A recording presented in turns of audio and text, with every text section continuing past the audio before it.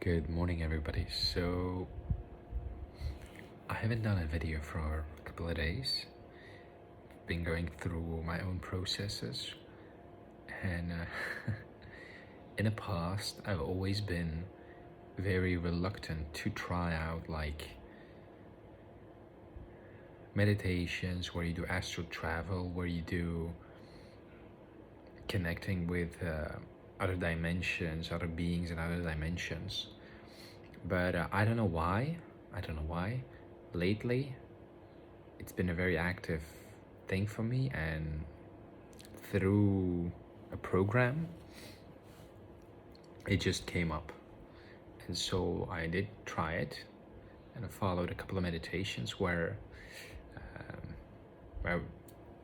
basically you follow the meditation towards a certain, well, it was a group meditation. It was from this guy, and he guides you through to the portal to a different dimension, and there are these pyramids, and in those pyramids it's so funny the way that it all unfolded.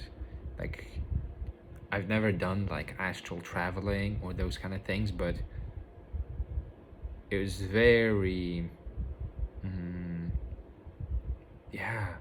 very unlike what I expected. Basically, firstly, your body's still here, but like your consciousness, your awareness, your state of I amness, or your state of beingness, it's like it goes out of your body through a crown, and then it travels through a portal. Or, well, firstly you use the energetic body to travel through a portal, and then you use your consciousness to travel, and then you come out through the other portal with your energetic body again. And then there were these pyramids, and so it was 3 meditations in a row, and it confused me so much. Honestly, it's like, why make things complex than they are? So this was all very new to me. So it guides you through this pyramid, and in the first pyramid there were like these beings that were like dolphin shaped beings, and they had certain frequencies, and you were like put in a circle, and there were like all kind of frequencies. You were surrounded, and you were receiving all kinds of frequencies from these dolphin beings. Aquarian, or I don't remember the name, but there was a lot of things happening. And while the meditation was going on, the guidance, there was also a light transmission, light language transmission. So I was talking, there was so much activation in my third eye and in my energy field, and they were working with the Merkaba,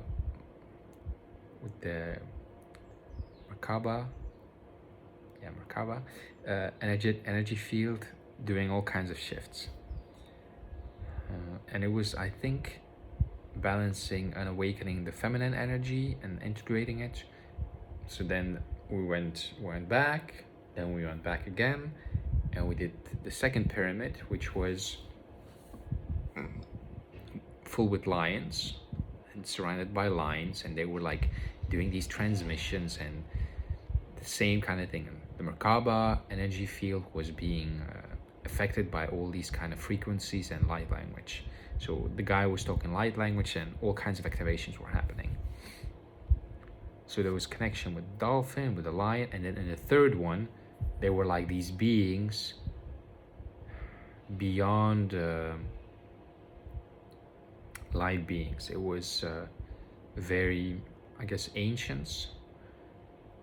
I don't have words for it, but yeah, very high frequency beings. And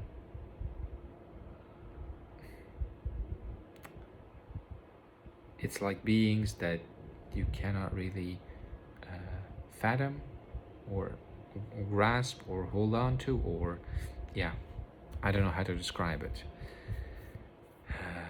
He described them as high frequency beings. So they were all there, and then you were again surrounded in the circle when you come down, and they all had like a white flame, and the dolphins appeared in circle of 33, the lions appeared in circle of 33, and then those beings, high frequency beings, appeared in circle of 33 while you're being surrounded by all of this.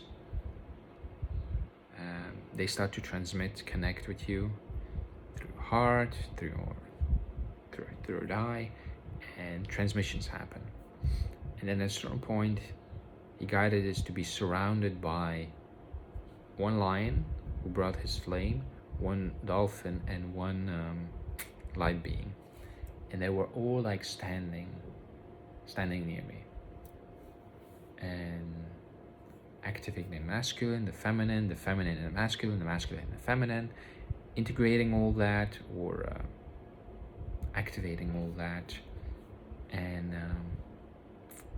yeah, it was very strange for me, but I just went through it. And then when we came back, I felt like something had shifted. So because at the end, what he had do is he had those three beings dissolve or always merge with you and become a part of you. Now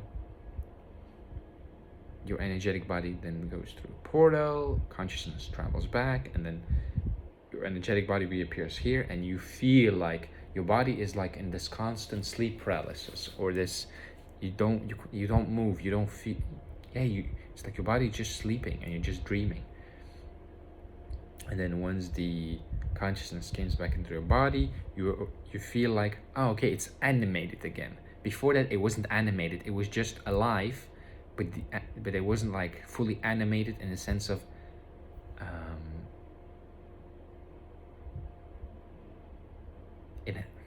not inhabited, but the presence wasn't fully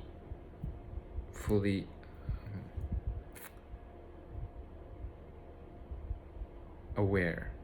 Yes, aware. So once that, no, I don't know how to describe it. It's very new for me, so I'm still learning the language. So yeah, at a certain point, I just started to feel very differently. I felt like the people in the chat were like giving all these kind of praise and this and that, and I was like, why the Jesus did I just allow some beings from another dimension to inhabit my body and to or to merge with my energy field? Like, why would I need that? Why do I need that? So there was like a lot of like uneasy feeling.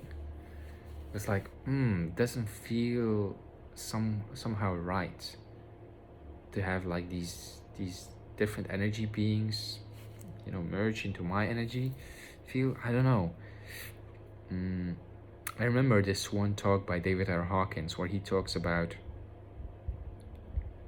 in the esoteric world, in the spiritual world, there's a lot of occult things and a lot of things to do, and he says different realms, different beings, all those kind of things, and the issue is you don't know the intention of them.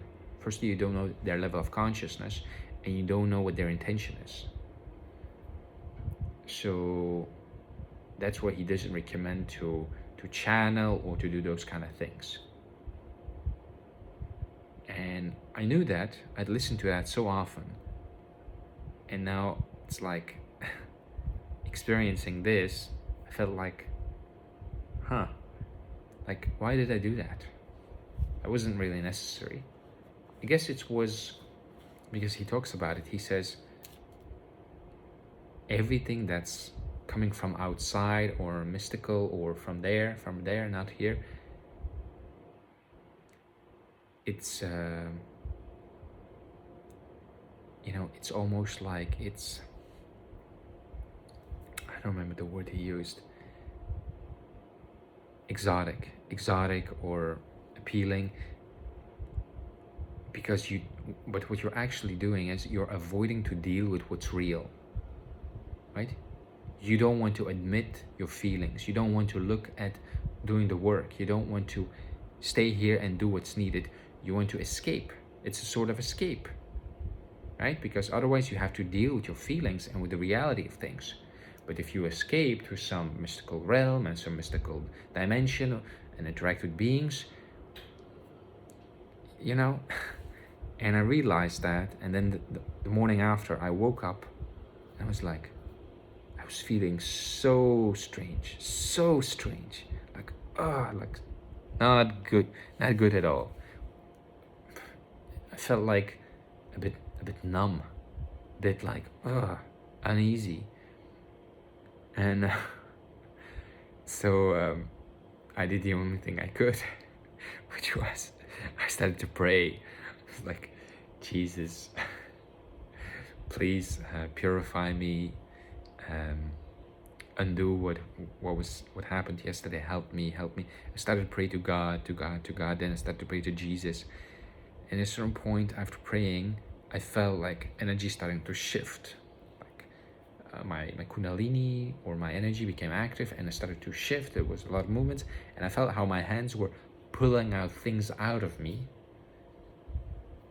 And I felt like so much easier and lighter immediately.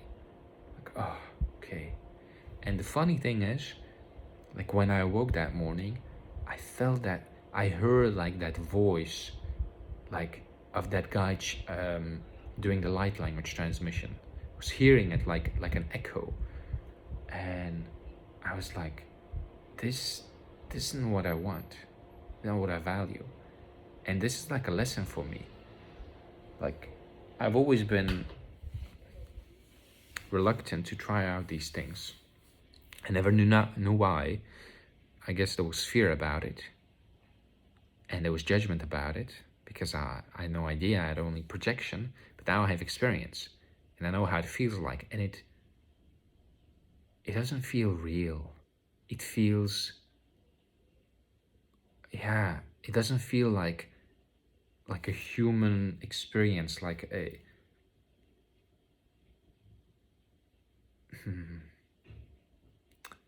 so yeah, for me this is like a lesson. Like, I've tried it and I'm not interested in it. Like, I know in my heart that I have connection to God. I know in my heart that I have connection to Jesus Christ. And for me, that's enough. That's enough. And I don't need to go looking for something else in different dimensions, with different beings. If some come, like, because I know, like, there's this work that's done with Joe Dispenza, for instance. They do a lot of coherence healings. So what they do is they do healings with beings. So one person who has any kind of issue is put in the middle of the room, surrounded by people who are healies or transmitters or whatever. Yeah, healer. No, Healy is the one who's lying down, and they're just there to transmit or to channel love, I guess. And I don't know really. I don't know. But I heard in one of the interview where somebody was talking about how they saw like certain like giant beings appear and they were helping them.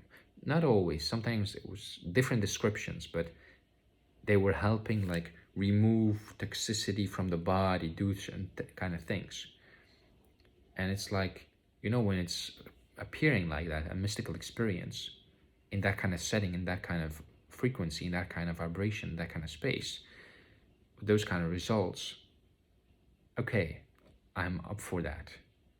But to go and seek it out, to follow this guy and go travel to different dimensions and do these kind of things, honestly, for me, I don't know, maybe maybe I'm just prejudiced, or I don't really see the value in it right now, but I know for me, it just made me more confused. It made me feel more disconnected. Yeah, it made me really feel disconnected. Felt so disconnected from my feelings, from my environment, from inhabiting my body. It just, well, no, no, scratch that. What it really made me feel like was that I wasn't fully alive, like vibrant. It was like very dim. Yeah. And that was not a nice feeling. So honestly, yesterday I prayed so much. I asked to be purified, to be cleansed, to be helped to undo what was done. And I don't know if it's undone or it's purified or cleansed. I don't know that, but I do know that I feel a bit more like myself, and I feel, yeah,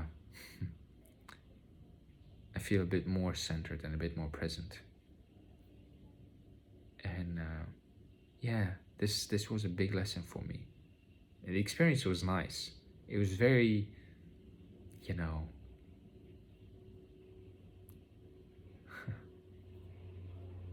very new for me. Like, whoa, wow, ooh, wow. Mm-hmm. But I don't know the intentions of those beings. I don't know. I don't know. That's the reality. I don't know. I don't know their level of consciousness. So, yeah, with this kind of thing, you don't know what you're gonna get. And I instantly, like, I felt the regret of doing it. It's like, why did I do this? Why didn't I just face whatever feelings I was suppressing or repressing or not wanting to confront? So yeah, my way of trying to escape. Lesson learned. It's here. All of our work is here. One of my teachers, he says, you know, the spirits are envious of us. I don't know if this is true, but he says it, and I like the way it sounds. The spirits are envious of us because we have bodies, right? We have bodies, we can do things. And we didn't come here to be spiritual, right? We came here to experience, to live, to, what did he say? To do.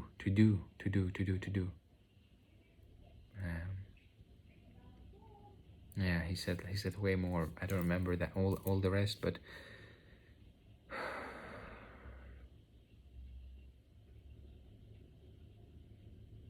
I can imagine for somebody who's not like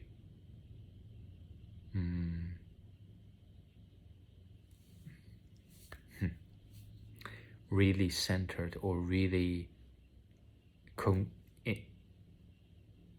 doesn't have a lot of integrity in the sense that everything's very aligned, or everything's very